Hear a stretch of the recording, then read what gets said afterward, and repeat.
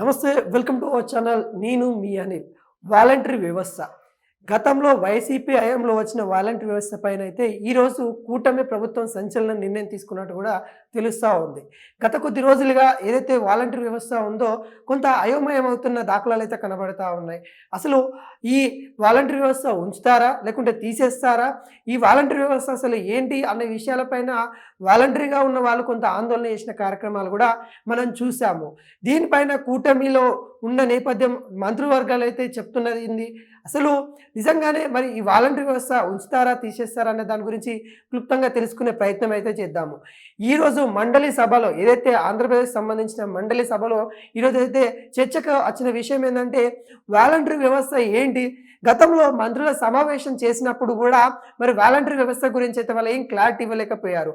ఉమ్మడి గవర్నమెంట్ అంటే ఏదైతే ఈ గవర్నమెంట్ వచ్చిన తర్వాత ఎన్డీఏ ఏదైతే ఈ ఫామ్ అయిపోయిన తర్వాత వచ్చిన గవర్నమెంట్లో చాలా విషయాలు కూడా ఏదైతే వాళ్ళు ఇచ్చిన హామీలలో కూడా మనం చూడొచ్చు.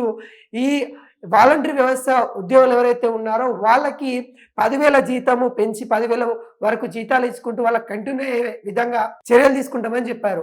కానీ ఈ కూటమి గవర్నమెంట్ ఏర్పడిన తర్వాత ఇప్పటి వరకు కూడా వాలంటరీ వ్యవస్థ గురించి ఎక్కడ కూడా మాట్లాడిన దాఖలాలు లేవు. అసలు ఈ వాలంటరీ వ్యవస్థలో ఉన్న వాళ్ళు అయోమయం అవుతా ఉన్నారు. మమ్మల్ని ఉంచుతారా తీసేస్తారా, గతంలో అయితే మరి మేము కంటిన్యూ చేపిస్తామని చెప్పినారు, హామీ కూడా ఇచ్చారు, మాకు 10,000 రూపాయల జీతం ఇస్తామని చెప్పారు. కానీ ఇప్పుడు ఎటువంటి స్పందన లేదని కూడా వాలంటరీ వాళ్ళైతే అయోమయమవుతున్న దాఖలాలు కనబడుతున్నాయి.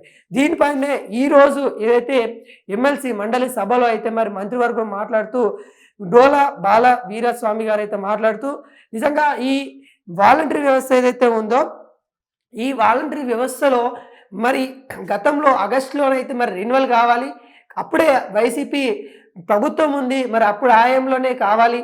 మరి ఇప్పుడు మేము ఈ ఏదైతే వాలంటరీ వ్యవస్థ ఉందో ఇప్పుడు రెన్యువల్ చేయలేదు కాబట్టి వైసీపీ నాయకులు అప్పుడు రెన్యువల్ చేయాలి, వాళ్ళు ఇంతవరకు కూడా రెన్యువల్ చేయని దాఖలాలు కనబడతా ఉన్నాయన్నట్టు కూడా మరి అయితే తన మంత్రి చెప్పడం అయితే జరిగింది.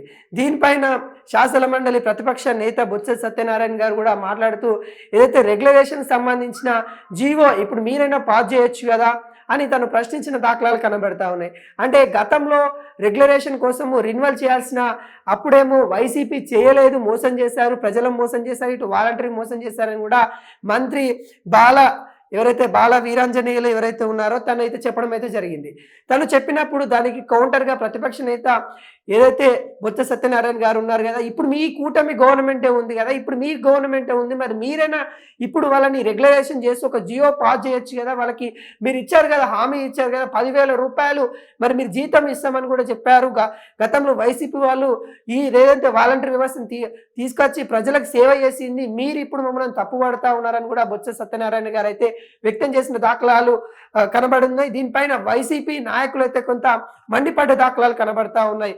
గతంలో మీరు హామీ ఇచ్చేటప్పుడేమో వాలంటరీ వ్యవస్థను ఏదైతే రెగ్యులరైజేషన్ చేస్తామని హామీ ఇచ్చారు, అదేవిధంగా వాళ్ళకి వేతనం కూడా పెంచుతాం 10,000 వరకు పెంచుతామని కూడా హామీ ఇచ్చారు.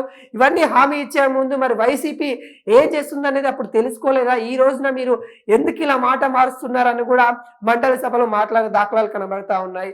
అంటే వైసీపీ ఇప్పుడు గతంలో రెన్యువలైజేషన్ చేయలేదు కాబట్టి అసలు వ్యవస్థలోనే వాలంటరీ వ్యవస్థ అనేది లేదు. ఇప్పుడు మేము కూటమి గవర్నమెంట్ వచ్చిన తర్వాత ఈ వ్యవస్థలో ఏదైతే వాలంటరీ ఏదైతే ఉందో అది ఈ కూటమి వ్యవస్థలోనే లేదు. అలాంటి దానికి మేము ఏ విధంగా 10,000 రూపాయల జీతం ఇస్తాము, ఏ విధంగా రెగ్యులరేషన్ చేస్తామని కూడా మరి మంత్రి అయితే చెప్పడం అయితే జరుగుతూ ఉంది. అంటే టీడీపీ కూటమికి సంబంధించిన మంత్రి ఏం చెప్తా ఉన్నారు, గతంలోనే రెన్యువల్ చేయాల్సి ఉండే, దాన్ని రెన్యువల్ చేయలేదు, ఇప్పుడు మా వ్యవస్థలోనే లేదు. అంటే గతంలో ఆగస్టులో చేయాల్సిన పనులు ఏవైతే ఉన్నాయో అప్పుడు మీరు చేయలేకపోవడం వల్లనే ఈరోజు వాళ్ళు నష్టపోతా ఉన్నారు, వాలంటరీ వ్యవస్థ నష్టం చేస్తూ ఉన్నదని తనైతే స్పష్టత ఇవ్వడం అయితే జరిగింది. అంటే దీన్ని బట్టి ఏం జరుగుతూ ఉందంటే వాలంటరీ వ్యవస్థను ఉంచుతారా తీసేస్తారనే అయోమయంలో ఇంకా కొంతమంది ఆందోళన చేసే కార్యక్రమం అయితే చేయడం అనేది ముందున్నట్టు కూడా కనబడతా ఉంది.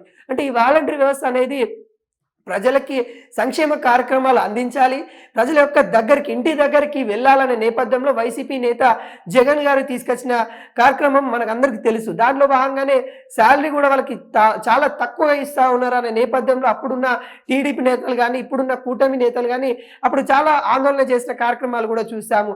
దీనివల్ల పర్సనల్ డేటా కూడా మరి విదేశాలకి పంపిస్తా ఉన్నారు. పర్సనల్ డేటా ఏదైతే వాలంటీర్ వ్యవస్థ ద్వారా ప్రజల యొక్క పర్సనల్ డేటా కూడా మరి వేరే తప్పుదోవకి ఉపయోగిస్తా ఉన్నారు అన్నట్టు కూడా అప్పుడు మరి పవన్ కళ్యాణ్ మాట్లాడిన విధానం కూడా చూస్తాము.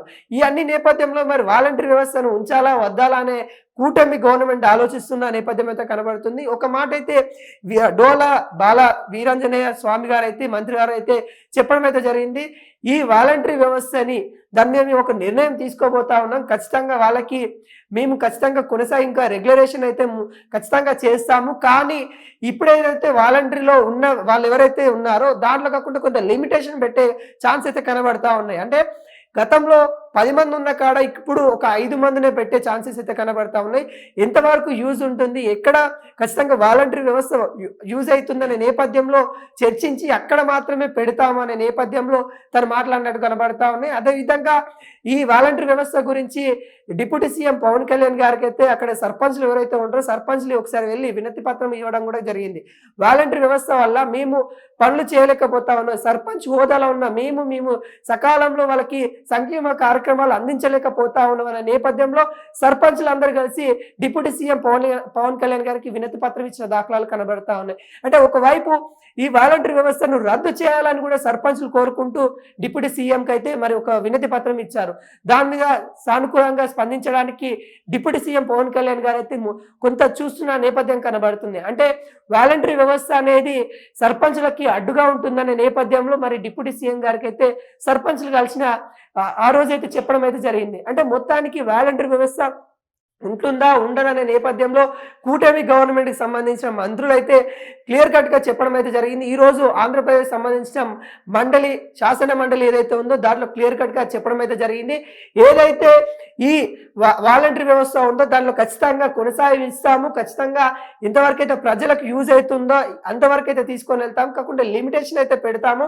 ఈ వాలంటరీ వ్యవస్థలో గతంలో ఉన్న మెంబర్స్ కంటే ఇప్పుడు తక్కువ ఉంటారు, తక్కువ ఉండే ఛాన్సెస్ అయితే కనబడతా ఉంది. లిమిటేషన్ అనేది పెడతాము, ఖచ్చితంగా ప్రజల యొక్క డాటా అనేది బయటికి పంపించము, ఏదైతే పర్సనల్ డాటా ఏదైతే ఉందో దానికి సంబంధించిన భద్రత చూసుకుంటామన్నాడు కూడా డోలపాల వీరాంజనేయ స్వామి మంత్రి గారు అయితే చెప్పడం అయితే జరుగుతూ ఉంది.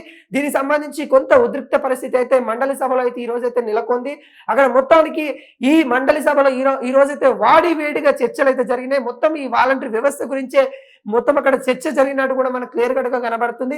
ఒకవైపు వైసీపీ ఏదైతే శాసన మండలి ప్రతిపక్ష నేత బొత్స సత్యనారాయణ గారు కూడా మండిపడతా ఉన్నారు. వాలంటరీ వ్యవస్థ మీద మీరు గతంలో ఇన్ని హామీలు ఇచ్చారు, మరి ఏంటి ఇప్పుడు వాళ్ళని వదిలేస్తారా, గాలికి వదిలేస్తారా అనే విషయాలపైన కొంత మండిపడ్డట్టు కూడా మనకైతే క్లియర్ కట్గా కనబడతా ఉంది. ఈ నేపథ్యంలో బొత్స సత్యనారాయణ గారికి కూడా కౌంటర్ ఇచ్చే నేపథ్యం అయితే కూటమికి సంబంధించిన నాయకులు చేశారు. గతంలో మీరు చేసిన తప్పిదాల వల్లనే వాళ్ళు ప్రజలు మోసపోతా ఉన్నారు, ఇటు వాలంటరీ వ్యవస్థకు సంబంధించిన వాళ్ళు మోసపోయారు. గతంలో మీరు రెగ్యులేషన్ చేస్తే బాగుండేది, గత ఆగస్టులోనే రెగ్యులేషన్ చేయాల్సి ఉంటే ఆ జీవో పాస్ చేస్తే ఇప్పటి వరకు ఈ బాధలు ఉండకపోవు కదా, మీరే ఆ జీవోని ఎందుకు అంత నెగ్లెక్ట్ చేశారని కూడా కొంతవరకు అయితే కూటమికి సంబంధించిన నాయకులు కొంత ఫైర్ అయిన సిచ్యువేషన్ కనబడుతుంది. దానికి బదులుగా వైసీపీ సంబంధించిన నాయకులు కూడా మరి ఇప్పుడు గవర్నమెంట్ మీ చేతిలోనే ఉంది కదా, మరి మీరన్నా ఇప్పుడు చేస్తే బాగుంటది కదా, మరి ఇప్పుడు ఈ గవర్నమెంట్ వచ్చిన తర్వాత అయినా ఈ కూటమి ఏదైతే ఉందో ఖచ్చితంగా మీరు వాలంటరీ వ్యవస్థకి ఎటువంటి హామీలు ఇచ్చారో ఆ హామీలు నెరవేర్చాలన్నట్టు కూడా కొంత ఫైర్ అయిన సిచ్యువేషన్ అయితే కనబడతా ఉంది. ఏది ఏమైనా కానీ వాలంటరీ వ్యవస్థ కంటిన్యూ అయ్యే దాఖలాలు అయితే కనబడతానే స్పష్టంగా కూడా చేశారు. కానీ గతంలో ఉన్న సభ్యుల కంటే ఇప్పుడు తగ్గే ఛాన్స్ అయితే క్లియర్ కట్ కనబడతా ఉన్నాయి. ఈ వాలంటరీ వ్యవస్థ రద్దు చేయమన్నట్టు కూడా టీడీపీకి సంబంధించిన